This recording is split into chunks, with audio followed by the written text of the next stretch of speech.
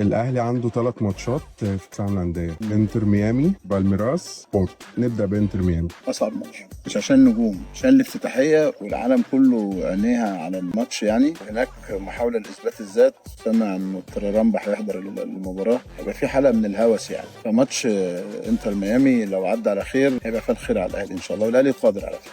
بالميراس. ماتش رخم، فرقه رزله دمها تقيل. حضرت ماتش اليوم معانا في الملعب كانوا كسبونا فيه. فرقه عنيفه، الكره البرازيليه كره عنيفه فيها جمال وفيها عنف دلوقتي يعني، خدوا شويه من الارجنتينيين يعني. بس برضو النتيجه مع الانتر ميامي لو كسبنا او حتى تعادلنا تدينا دفع ان شاء الله. انت مع مقوله ان النادي الاهلي مش محظوظ مع الفرق البرازيليه في لا كاس العالم للانديه لا الفتره الاخيره؟ لا الاهلي على فكره عنده فرقه جامده جدا وجهه نظري يعني. عنده فرقه محترمه يعني، هو بس حته ديفنس تظبط فيها حته سيكه كده مش هيبقى عندك مشكله. بورتو. ده هيبقى احلى ماتش لان هو طريقه لعبهم قريبه من طريقه لعبنا والفوارق مش كبيره. فانا بتصور ان بورتو ان شاء الله يكون الناس خايفه منه، ده يكون هو ان شاء الله المفتاح وصولنا لدور 16. في ضغوط على الاهلي بالبطوله؟ طبعا طبعا مش عايز كلام. سكواد جديد، عندك حمدي فتحي، عندك تريزيجيه، عندك زيزو، عندك كتير لعيبه كتيره موجوده جديده وكلهم عايزين يلعبوا. ففي ضغوط حتى في التشكيله الاساسيه نفسها على الراجل المدرب، ضغوط جماهيريه، ضغوط انك اول مره تلعب في امريكا. لا اساسا اللعيب اللي هيبقى متوقع نجاحه من الصفقات الجديده